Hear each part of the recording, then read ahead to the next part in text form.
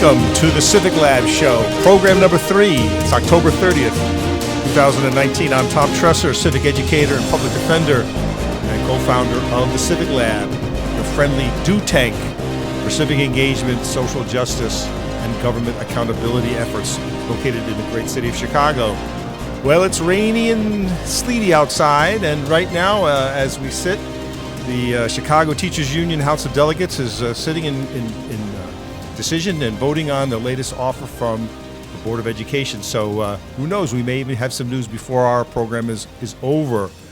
But as we are doing with our show here at the Civic Lab, we are focusing on one social justice champion, one warrior for a better planet, a better community per program. And we're going to bring you tonight a good friend of mine, Lauren Tucker.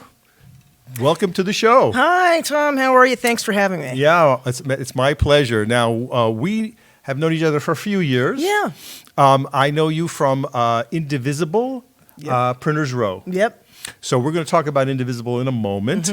But that's how we first met as an organizer for Indivisible. She brought the Civic Lab to that chapter to do a workshop around Chicago is Not Broke. We talked about TIFs. It was a great meeting. It was packed.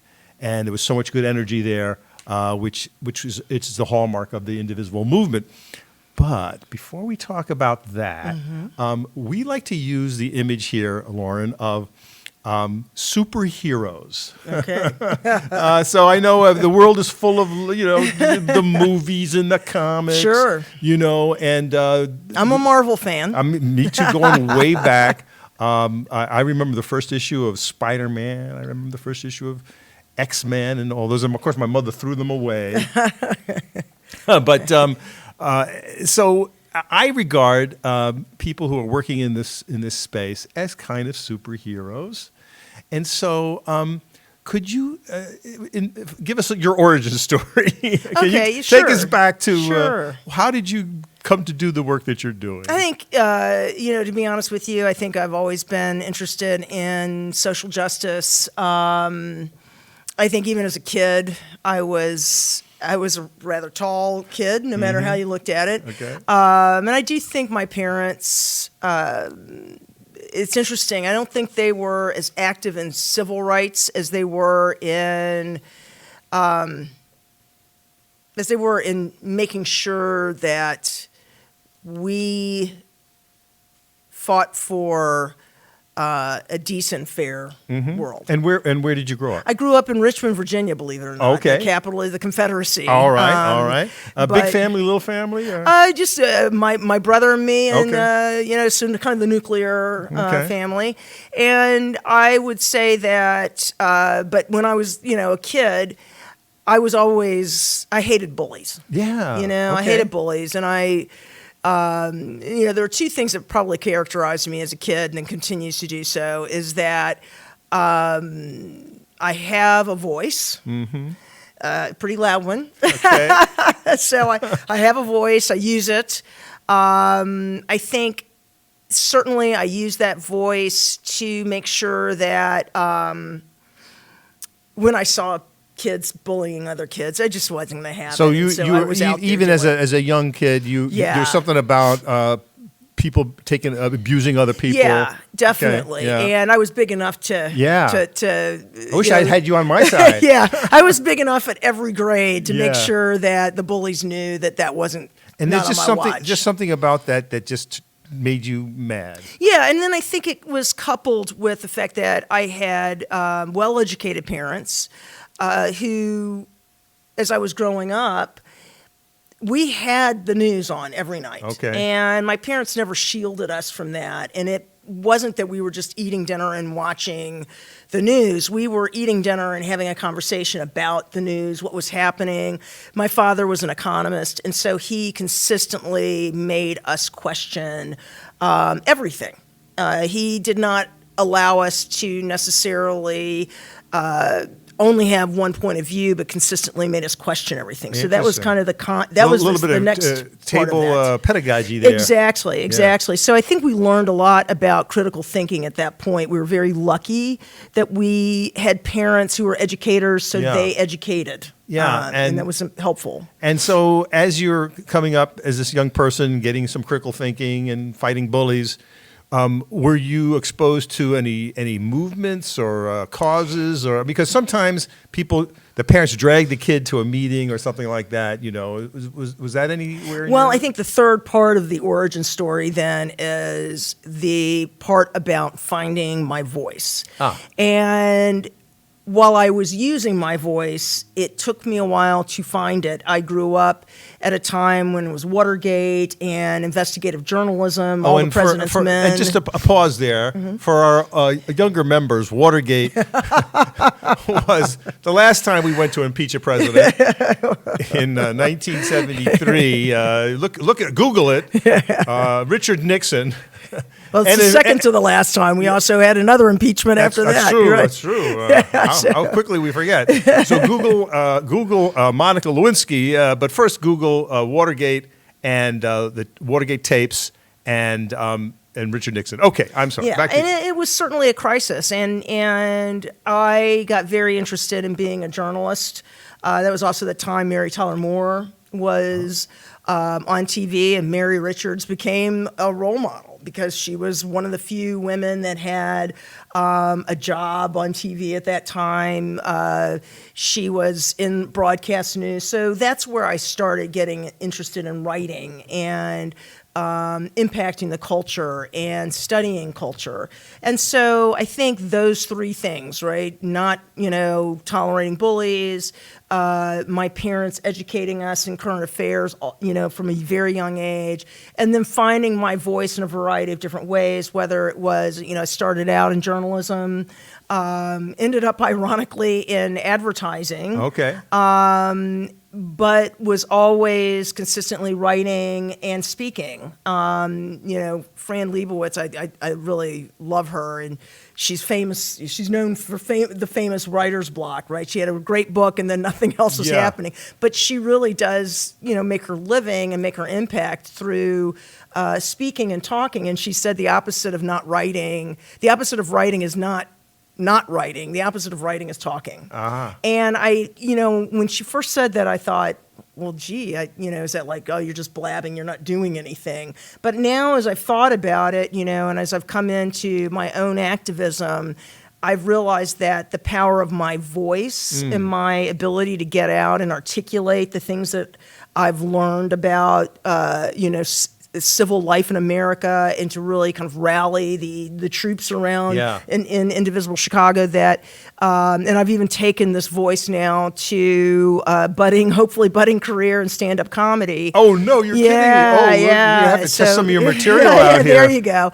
But it's really using that voice, both written as well as vocal, to impact the way and help people question the way that they're, what's happening. I love that. In my teaching, I talk to my students, and we often discuss the thing that people fear most in the world, above even dying, is speaking in public.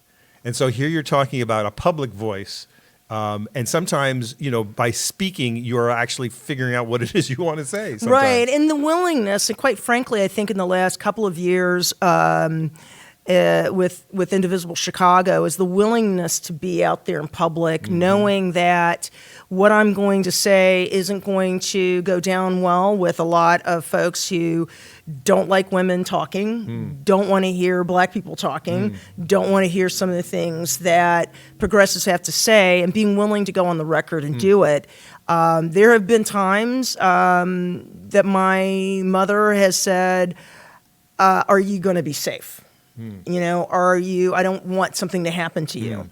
But I think we are now at a time in our country's history where we are in a genuine crisis. Our democracy is under siege. We have got to put ourselves on the line. So it's a time for more people to find their voice. Yes. So in our little... And have the courage to use it. Well, yes. So courage I found that to be very true. People find their courage, really. People who think maybe they're not a courageous type of a person really have a lot of steel in them, I've found. And so in this little image of superheroes, you know, one of my favorite cartoon characters and strips were the X-Men, all with different powers. You know, they were outcasts, you know, but they were really heroes trying to save the humanity and do good things for humanity, but they were often, reviled and cast out. And their mentor was Professor X. So do you have a Professor X or somebody in your life who was, you know, instrumental or influential in your thinking or, you know, helping you be the person that you become? You know, it's funny when I knew you were going to ask that question, and I started thinking about it. And so my favorite Marvel characters are actually the Guardians of the Galaxy. And tell us who they are. Do you have time? I mean, they're really kind of the ironic heroes of the Marvel universe. Kind of a ragtag bunch of still pretty, you know, raifish, you know, toe the line on whether it's legal or not legal. Right. But their hearts are in the right place. They care about the galaxy. They care about the world, and they're willing to put their lives on the line for the things that count. And I think, you know, the reason why I like Guardians of the Galaxy is because, yes, I mean, they have had people who have influenced them, but what I find is that they mentor each other. Oh, wonderful. Yes, they sort of, they keep each other honest. Yes. They're on each other all the time. Yes, and I find that that's really, don't get me wrong, there have been a lot of people that have influenced me, at times teachers, mentors, et cetera. But as I really thought about that question, I have a tight group of friends around the country that I rely on to help me be the best of who I am, and to think honestly and think with integrity and speak with integrity. Some are family members, but some are people I've known for, you know, ever since I was a kid. And it really is not one person who's kind of that mentor.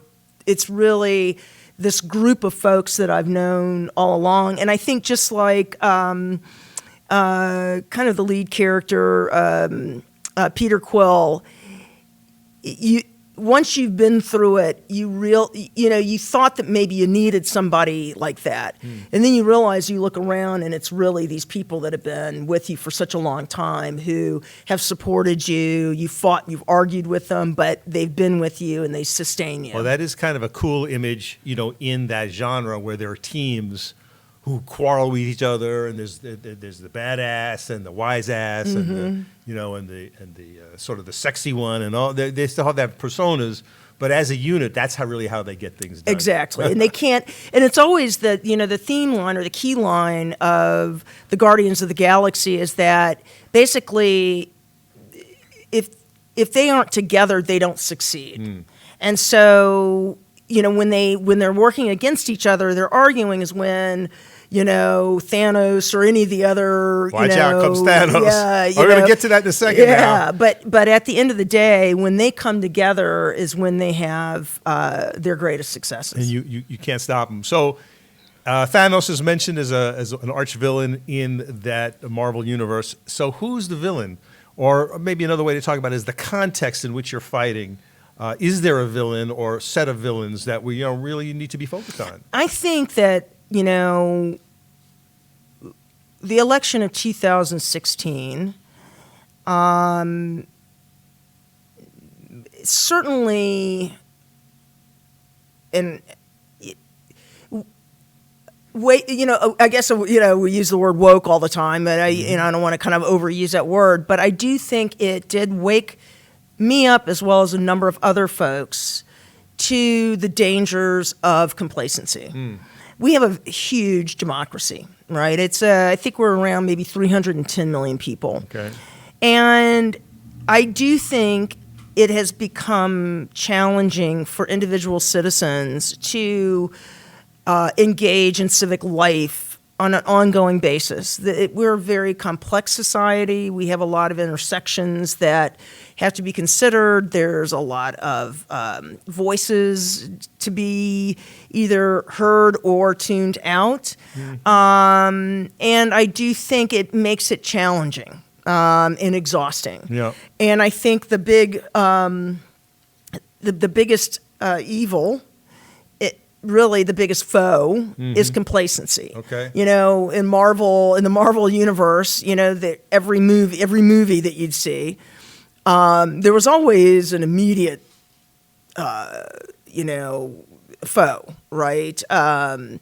An immediate bad guy. But what's interesting about the Marvel stories is, especially when you look at the movies, remember Thanos was behind everything all along. They sort of stitched the whole thing together to the big climax. And then you knew that Thanos was really behind all of those things. And I think, we can bemoan, and certainly worthy of bemoaning, what's happening today with the Trump administration, with Republicans abandoning their country in favor of their party, and some of the ideology that goes that flows underneath that. But at the end of the day, Thanos is complacency.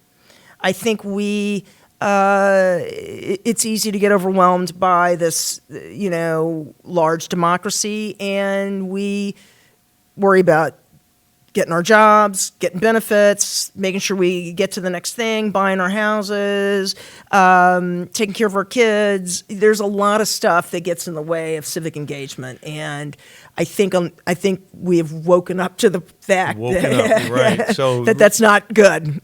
So sleep is the enemy. In complacency. Taking things for granted, thinking perhaps someone else is going to handle it, complaining without doing.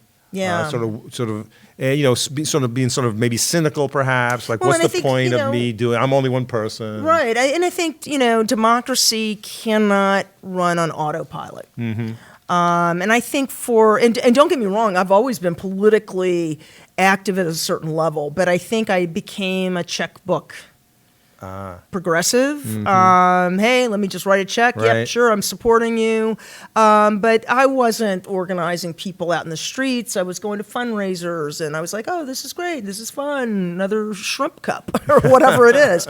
And I don't think I will be able to go back to that ever again. Yeah, so there's a lot of doing for. So, you join an organization and you get a card, and they'll ask you for a check or maybe just send out an email. And they're really doing the heavy lifting and the thinking. And for a lot of people, maybe that's all they do. I joined the ACLU, I joined the Greenpeace, what have you. But we're sort of past that now, I think. In terms of letting others sort of think it through and hoping that someone else will carry the load for us. So I love this idea of finding your voice, finding your courage, sort of getting up out of your seat.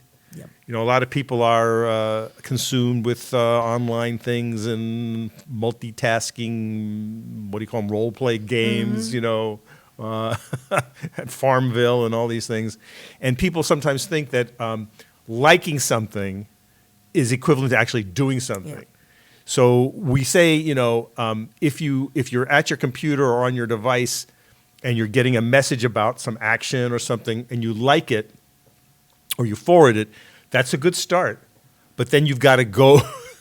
You've got to take action. And I think where, Indivisible Chicago comes in, and I think what has been great about Indivisible nationally, but also Indivisible Chicago, is that we are trying to make civic action accessible and easier. I think, and I don't want to use the phrase more convenient because that sounds like, well, if I have time for it. But I think, people who are interested in getting involved, especially getting involved in the progressive movement, find themselves going, how can I do this? So here's where we want to talk about Indivisible first, and then your role in Indivisible Chicago. So tell the folks, what exactly is Indivisible? How did it get started?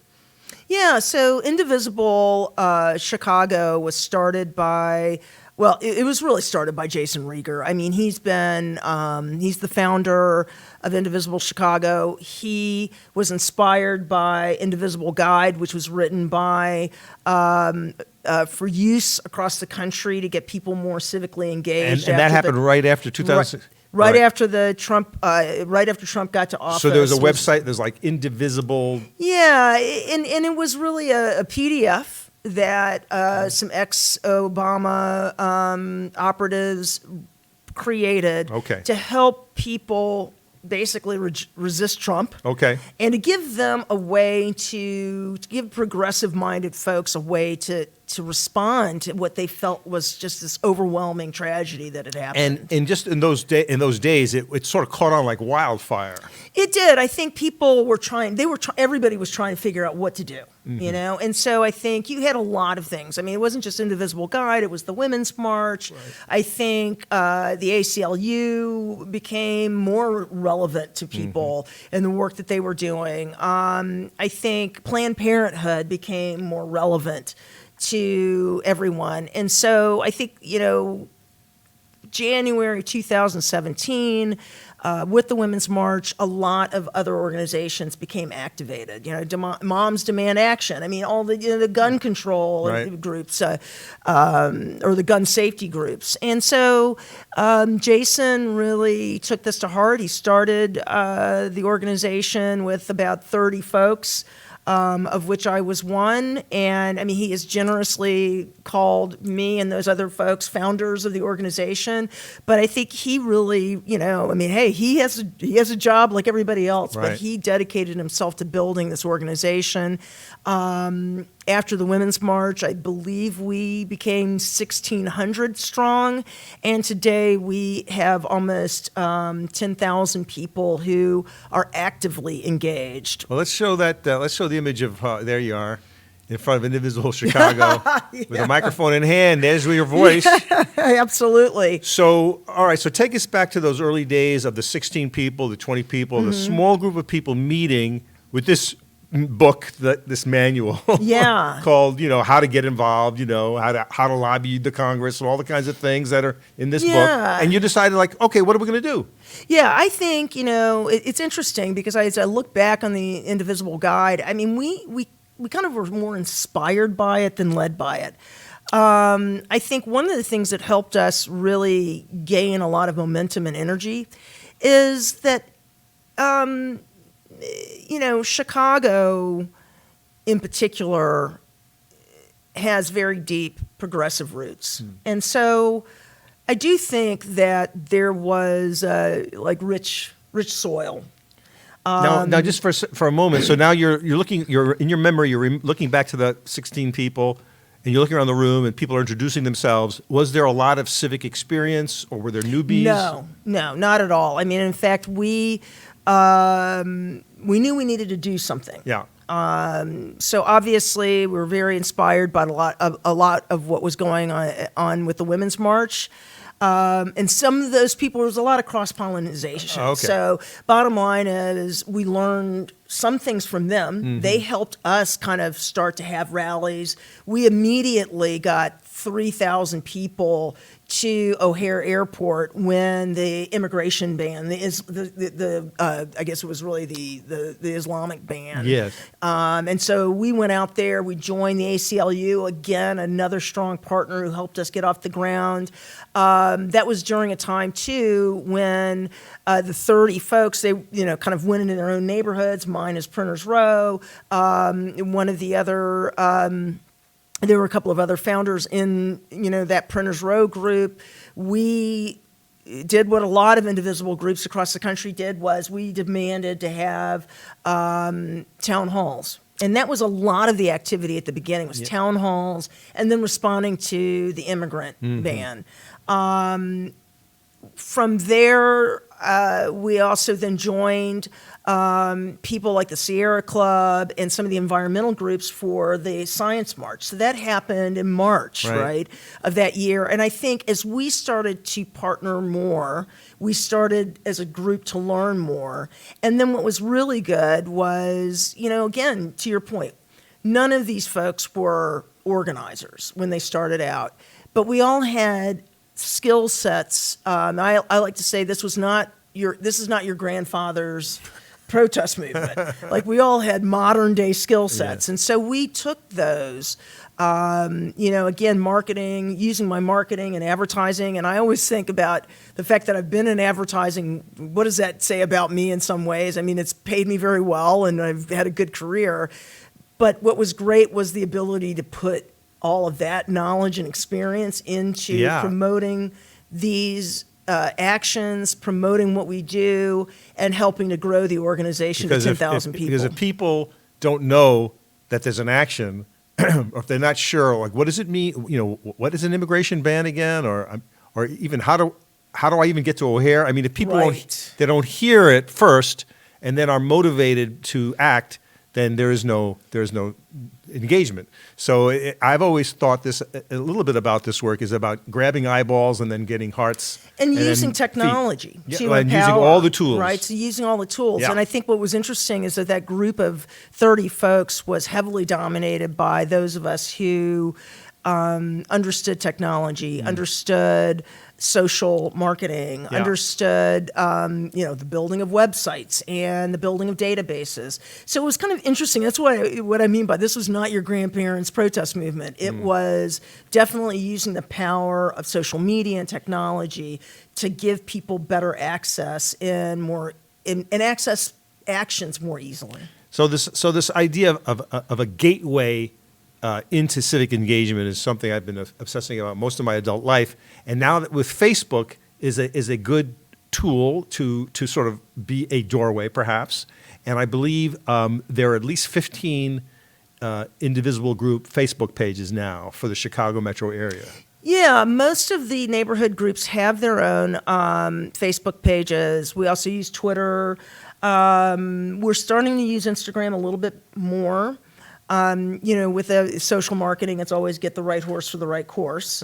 We are the largest Indivisible in the country. There are 7,000 plus. 7,000 individual chapters. Amazing. Yes. And Indivisible Chicago combined is how many? I think there are 12. I don't quote me on that, anybody, but I think it's around 12. 12,000.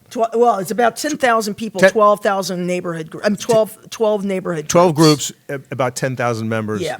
Fantastic. And growing all the time. Like I say, it's an easy way to get into it. So all you have to do is really Google Indivisible, go into Facebook, and just type in Indivisible, and you'll start to see, the different groups. On our webpage, when this is up, there'll be a link. So people won't have to worry about that. Now and it is indivisiblechicago.com. That's the place to start. Yep. Right. We'll repeat that later. So it is a kind of loosely, it's sort of self-guiding, but there's sort of an overarching themes. So what is Indivisible, like, is there a credo other than defeat Trump? Is there some other things going on here? Yes. So, one of my proudest taglines is the tagline for the organization, which is, join, act, resist, vote. I mean, these are the calls to action, right? So, we want you to join, get out there and engage, not just with Indivisible Chicago, but with all of these other progressive groups who are working to strengthen our democracy and move social justice, healthcare, racial equality, income equality, moving these things forward. Yeah. And so we are now in the point where, at the beginning it was join, and then it was act, and then it's resist, and then we are now moving into 2020 with we got to get out the vote. And so I would say that is those are the 4 words that are our credo. Because we knew it wasn't just about anti-Trump. Right. This had to be about being for something. And right now, what we're doing in not only in Illinois, but we're working with Indivisible Wisconsin and Indivisible Michigan to start to do some issue canvassing. We want to be able to inform the Democratic Party. What are people really caring about? Because we can get very lost in the impeachment conversation, and lost in the anti-Trump issues. But they're very real issues that people care about. They care about health care. They care about gun violence. They care about education. They care about income inequality. And these are things that we're starting to learn through a variety of sources on the ground canvassing, as well as some research that we've been doing that tells us, here are the things that people care about. And we hope that the candidates, the presidential candidates, pay attention. So there's a lot of listening, which is, that's kind of a tip if you're going to enter the indivisible movement. And you like to talk to people, you could be going door to door, you could be engaged in these kinds of conversation finding episodes. How do we get people to talk to us? We do go door to door. Do we have meetings in coffee shops and whatnot? We do. What's interesting is there are a number of different ways that we have activated. Obviously, people see the rallies; those are some of the most visible parts of this. But we do encourage actions that are on the website to call your representatives on specific issues. Nancy Pelosi made it very clear that it is very important that we keep calling our representatives. Even though we know they're voting in the right way, they do make sure that they record every call, every communication, and they use that as a way of saying, hey, people really care about these issues. So calling your representatives, your senators, that's very important. Filling out witness slips with the state legislature, really important, and we organize that. Postcard parties, writing postcards reminding people of when voter registration is, helping other states out in terms of postcarding. We did quite a big effort in postcarding for Doug Jones in Alabama because we knew that the opposition was making it difficult for people to know when was voter registration over and when was the date to vote. And so we made sure that we helped out Indivisible Mobile and Indivisible Alabama to get that message out to all the voters. Think about that, 7,000 individual chapters, all sort of semi-autonomous, but sort of loosely orbiting the progressive star or something, and being sort of, with good peripheral vision, being aware that, hey, if we have excess capacity in Chicago, it's not such a contested ticket here, but we've got a tight race in this jurisdiction or that jurisdiction, we can send our love that way. Exactly. And we are actually getting people, there are people that are calling us up and saying, hey, we want to start an indivisible group here in Chicago, but we want to activate on getting Mitch McConnell out and getting Lindsey Graham out. Right now, what we are doing is we have a 3-state strategy. Obviously, Illinois, we're going to still be concerned with what's going on here. We are certainly going to be working for Caston and Lauren Underwood. We have chosen to endorse Marie Newman because we believe that in the 10th? In the sixth, I think might be. Oh, 3. I got a sign. Yes, sorry, 3. 3. Right. And so incumbent is the son of Lipinski. Lipinski, yes. Okay, so got it. We are doing that. But where we really are focusing a lot of our attention is really helping our colleagues in Wisconsin and in Michigan. So Wisconsin and Michigan, as you well know, swing states, and the Democrats have lost traction there, but it's been very close. Certainly Hillary Clinton lost by very minimal number of votes. So we know that every vote counts, and what we are doing is helping not only gear up for the presidential election, doing issue canvassing in both of those states, but we're also helping to support down ticket elections, and there's some special elections coming up in both states that are critical for the state legislatures there. Okay. It's just fascinating and evolving, I would say. Yes. Now, I know that Indivisible Chicago has grown, and as you started from humble beginnings, but let's go back to July of 2018 and let's take a look at that image, an aerial shot. That's Daly Plaza. How many people were out there? The crowd estimates across the board were 60,000 plus. 60,000 people. Yes. And what role did you play, Lauren, in pulling that off? You know, that rally was the Families Belong Together rally, and I think it signified a couple of things. I think it signified the maturity of the Indivisible Chicago organization, that we were called upon by our partners. We had about 40 partners engaged in that action. The ACLU was a major partner, and we were called upon to help really pull that rally together in 3 weeks, because we had by that time learned quite a bit about the logistics of pulling something like that off. Tell us a little bit about the details for pulling off something like that brings so many people together.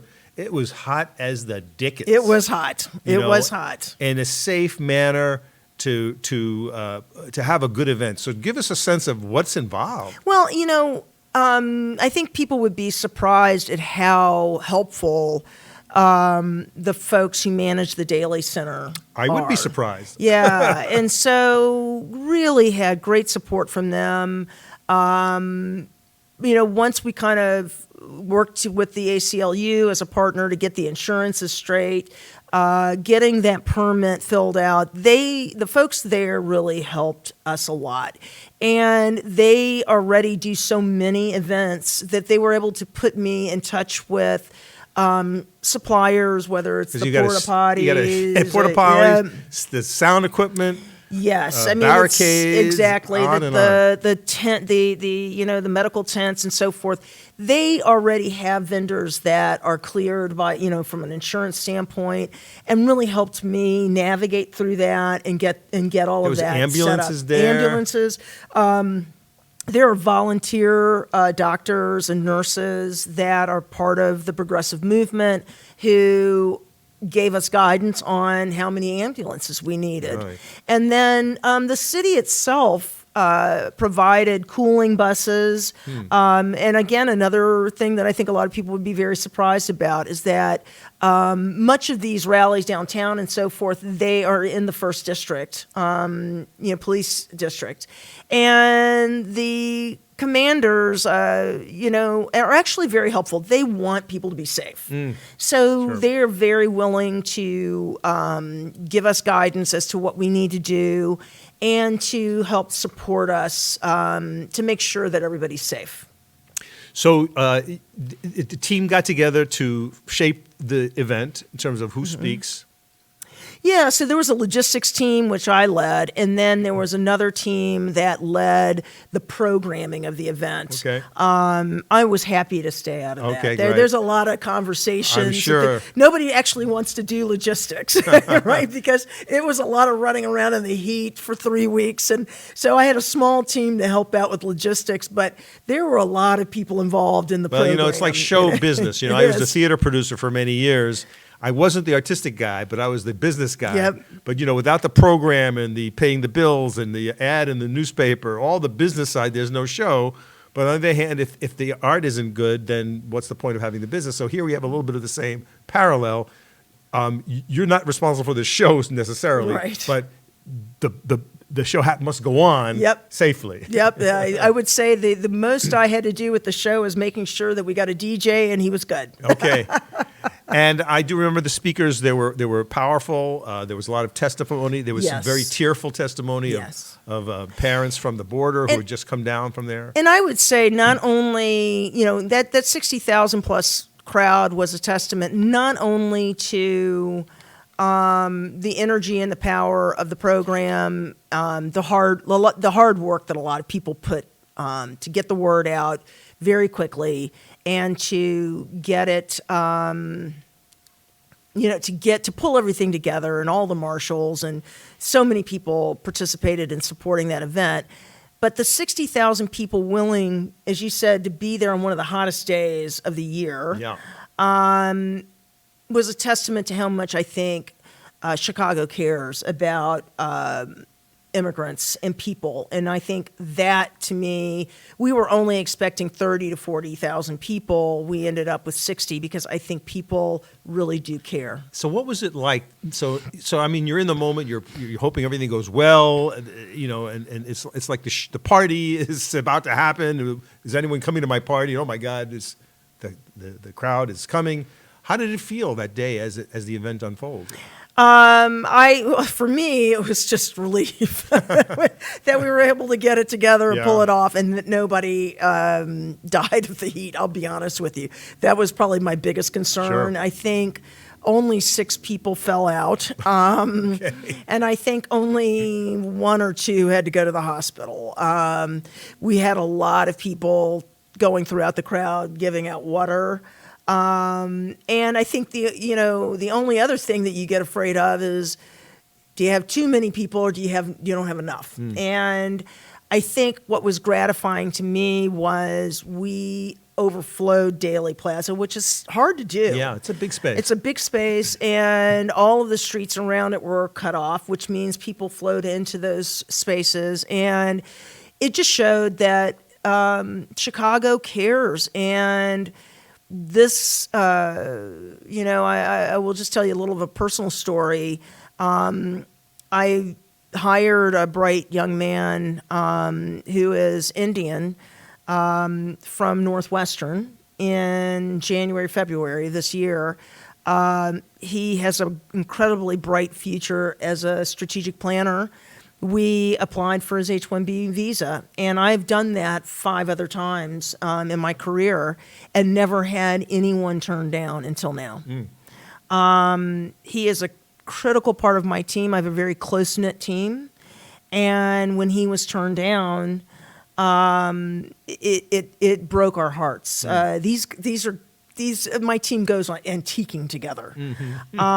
So it's, when this stuff hits close to home, a lot of this stuff can seem very esoteric.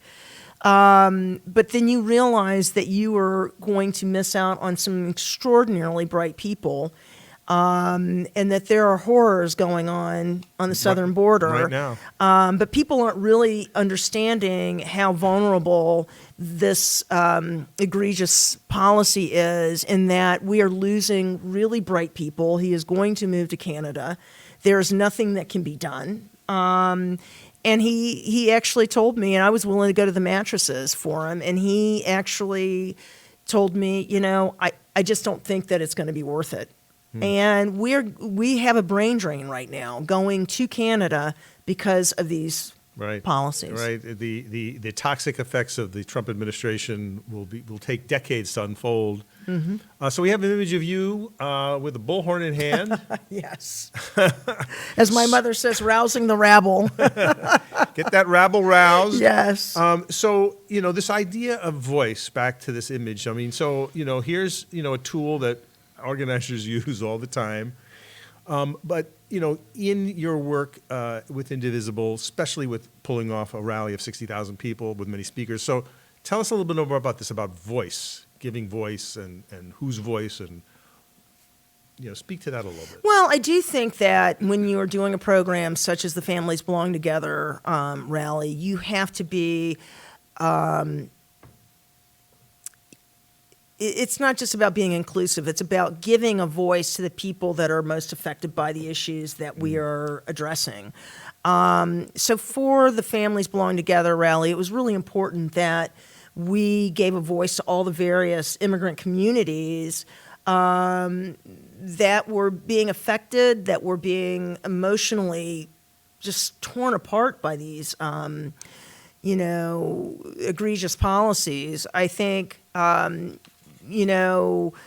other rallies, when we're talking about things like, we had a rally against Trump's tax policies and, supposed tax reform.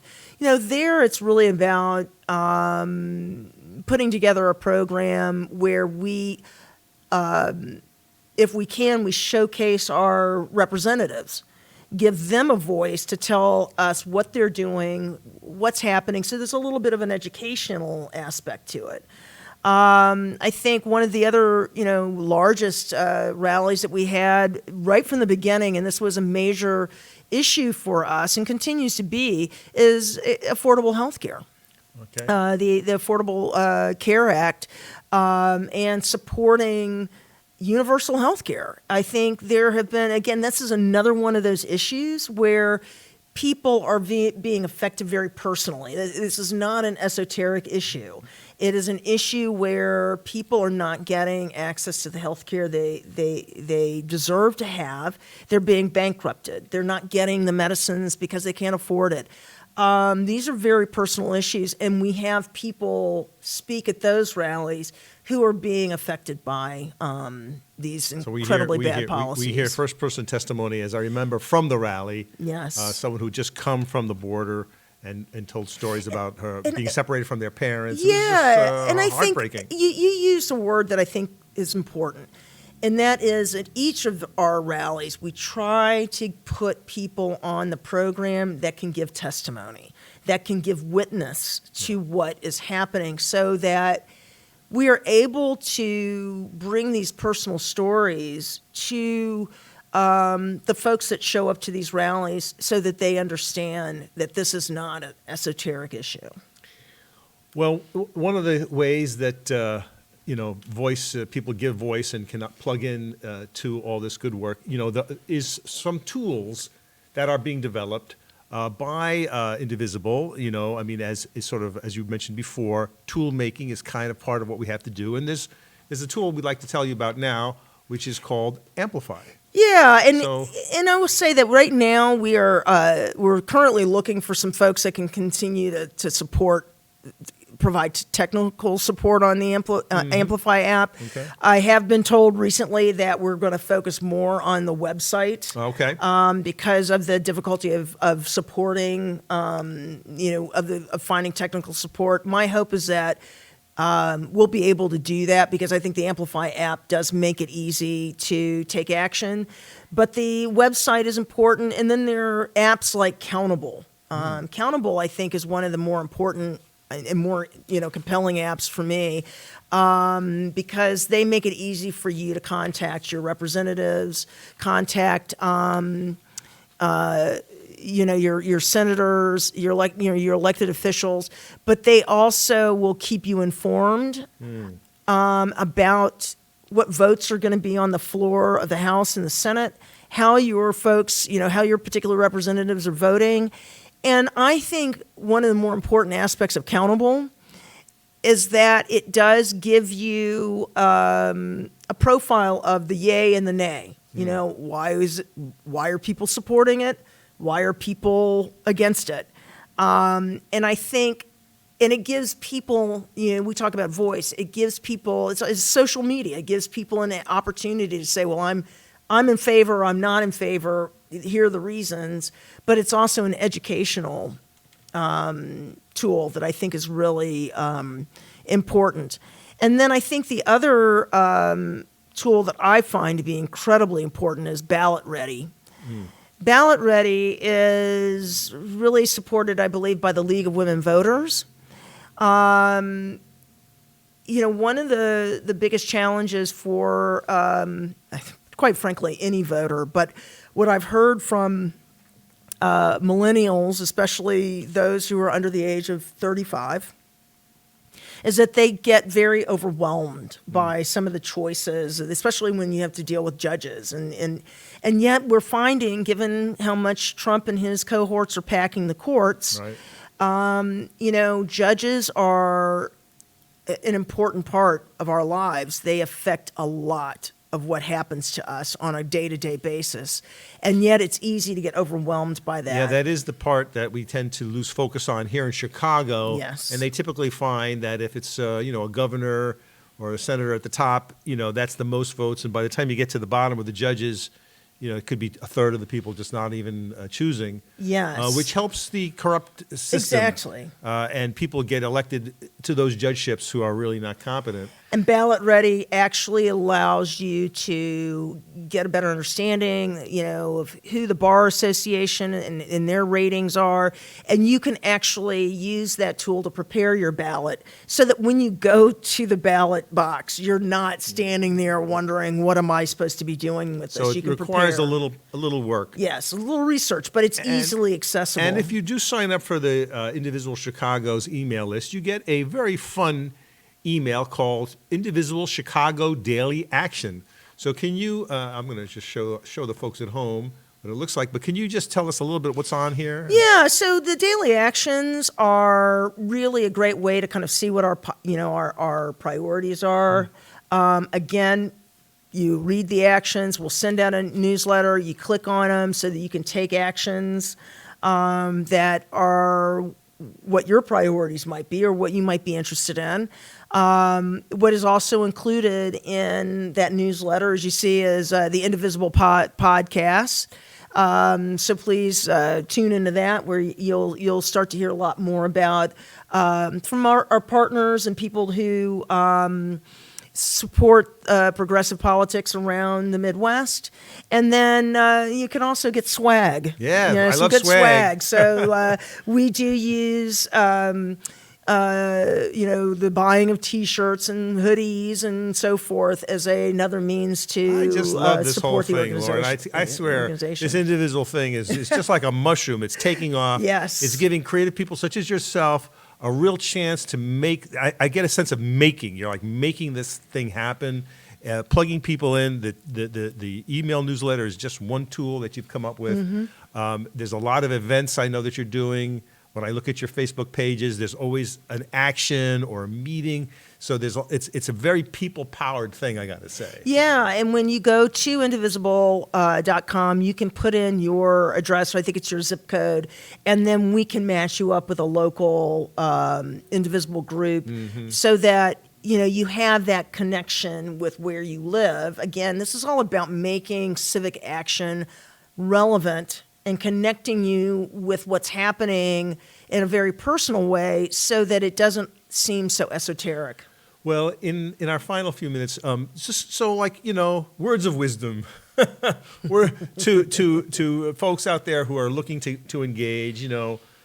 Lauren's like three things that you should do or got to do or pay attention to. I don't know.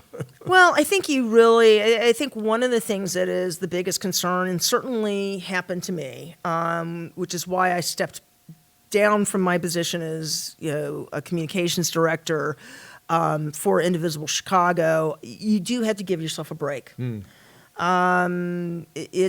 If you are in it all the time, it can wear you out. Self-care is important. So self-care is important because we have a big job to do in 2020. So being able to realizing it's a marathon, not pace pace yourself. Yeah, it's a marathon. You got to pace yourself and give yourself a bit of a break. I would say the second thing, and this is gonna sound, here's what I'll say: it's the people 85 years plus that give you perspective on the fact that, this stuff has happened to us before. One of I had a friend of mine who said, "This is the worst thing that has ever happened in this country," and I had to remind her, well, I don't know, the Civil War was pretty bad. Yeah. So we have to step back and realize that this country has been in some bad places before, and we've forged ahead. So I don't want to dismiss how important the situation is right now, Yes. but it's interesting. I actually have made a new friend, David Moranis, who is with the Washington Post, and just recently put out a book in October called A Good American Family, and it's about the Red Scare and his father, and who was ultimately the editor of the Capital Times in Madison, Wisconsin, a newspaper I actually worked for a bit. And it was, the Red Scare, McCarthyism. I mean, we've seen that. That's People's right. lives were ruined. Yeah, my grandfather was a doctor and worked for the State Department, but was a communist, and he lost his job. Yes, and this And- happened to a lot of people. So I would say that, democracy is messy. Horrible things can happen when people try to erode these institutions. It has happened before. We've come through it before. We need to realize that this can be achieved, that we can move forward. But it is going to take everybody. Democracy, folks, is a full contact sport. Yes. It's not for the armchair enthusiasts. You gotta feel your values, know what you stand for, and then get up out of your armchair. Yes. So, folks, if you take a look at the little YouTube video, yeah, that's what I'm talking about. So in terms of taking action, what you can do for the CivicLab right now, ladies and gentlemen, is to subscribe to our YouTube channel, tinyurl.com/CivicLab-videos. We'll take you to our channel. Please subscribe, and this is where we're going to be parking our content. Also, the CivicLab has launched a new program. It's called the TIF Elimination Project. And we've got a graphic for you that shows the URL for that. There you are.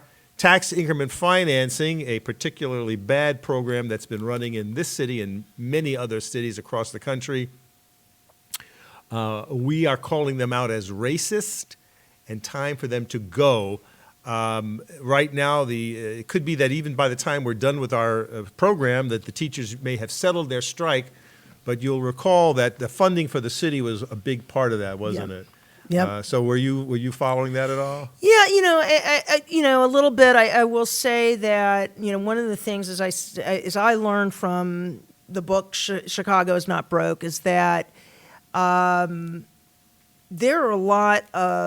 a lot of wasted money, and I think I know that Lori Lightfoot, her priority was first to get the corruption under control because there's so many dollars being Right. lost to that. And I realize, no matter how you look at it, stuff happens. You're gonna have to fight on multiple fronts.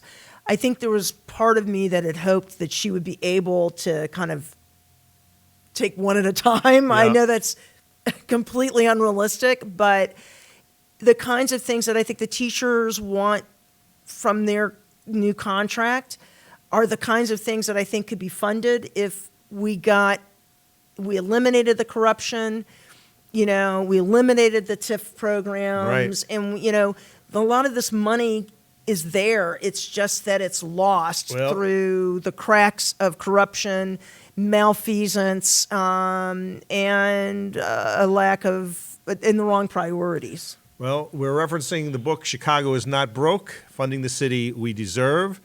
You can find that on wearenotbroke.org.